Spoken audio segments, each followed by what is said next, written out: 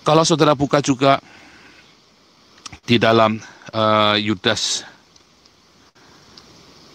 ya, di situ ada malaikat-malaikat yang melanggar batas, ya, malaikat-malaikat yang melanggar batas mereka. Sebentar ya, itu adalah, nah lihat ya, ada malaikat-malaikat yang melanggar batas itu adalah itu tadi, yang mereka dikutuk, dimasukkan ke Tartarus, ke lubang jurang yang Yesus ketika menanggung dosa umat manusia seluruh dunia sehingga dosanya sama dengan dosanya iblis, sama dengan dosanya Elebezakan.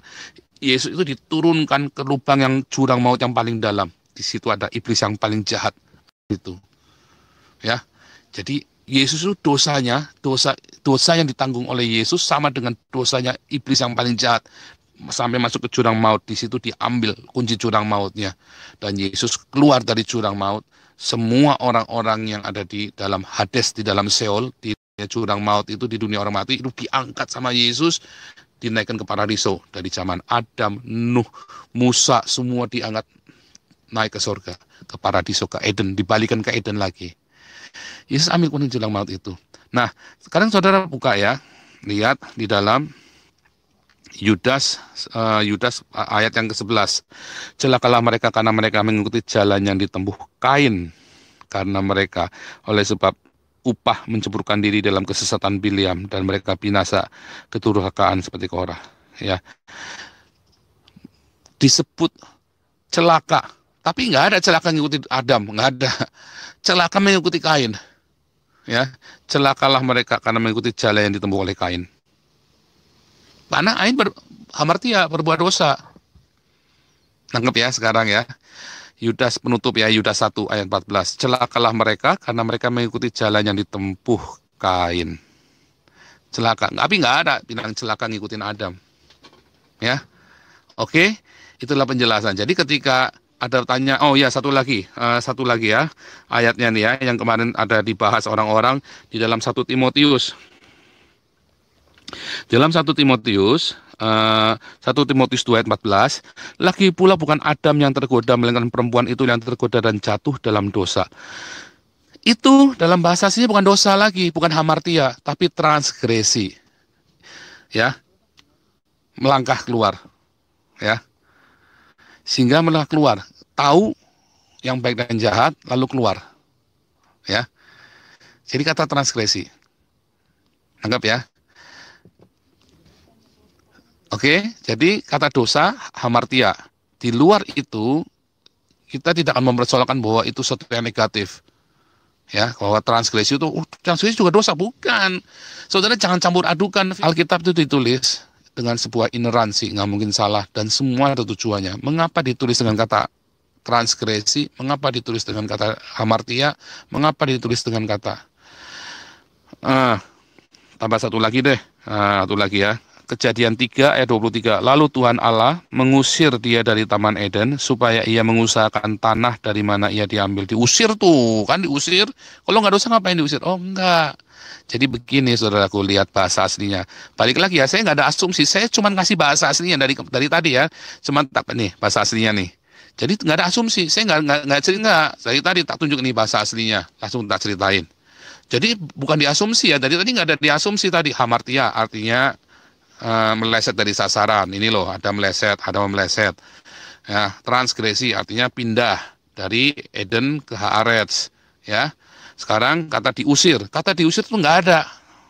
Dalam bahasa aslinya adalah kata salak.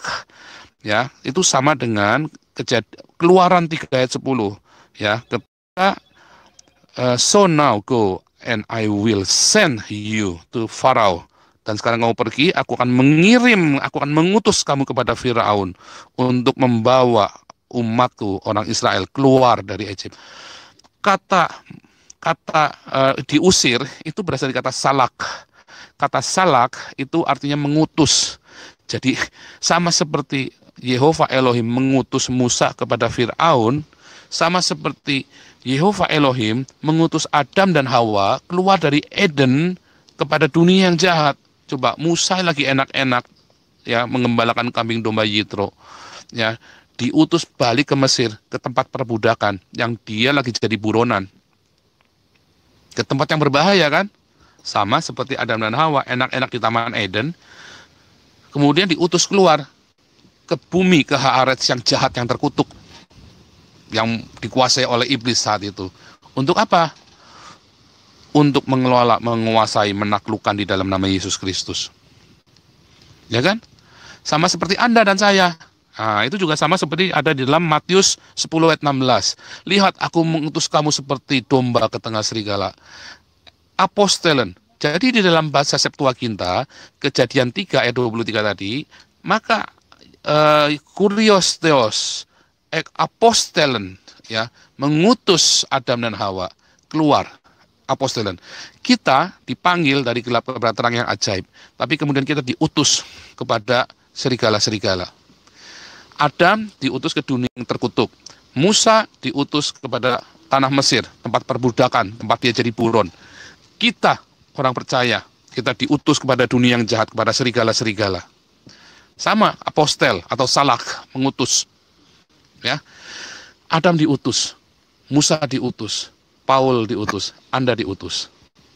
Bukan diusir. Apakah Anda diusir ke bumi ini? Enggak. Apakah Musa diusir suruh ke Mesir? Enggak. Itu diutus. Ama.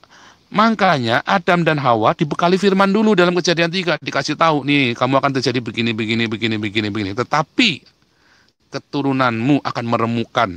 Nah, ada perjanjiannya kekal, dikasih tetapi. Ada berkat di situ. Tanah yang terkutuk itu akan berterima kasih kepadamu. Ya, tanah Kejadian 3 ayat 17. Bahasa aslinya itu tanah yang terkutuk akan mereken kamu, akan berterima kasih kepadamu. Ya, jadi saudaraku, itulah peristiwanya. Ya, nah hari ini kita belajar tentang apa itu dosa. Jadi Adam dan Hawa itu nggak berbuat dosa, tapi justru Adam dan Hawa menggenapi. Makanya Yesus disamakan dengan Adam. Ya, tetapi Adam transgresi, Yesus juga transgresi, turun dari surga ke bumi. Ya, Adam transgresi dari Eden ke Haaretz, Yesus juga sama, ya, dari surga ke bumi. Dan harus mati. Kalau udah transgresi itu harus mati, Yesus harus mati. Masuk ke lubang yang paling dalam, tapi Yesus adalah Eloah sendiri. Ya, dan Adam tugasnya beranak cucu secara daging, Yesus tujuannya menghasilkan benih-benih Elohim, benih-benih ilahi. Adam menghasilkan benih-benih manusia jasmania, Yesus menghasilkan benih-benih rohania. Mereka punya tugasnya masing-masing. Ya, begitu.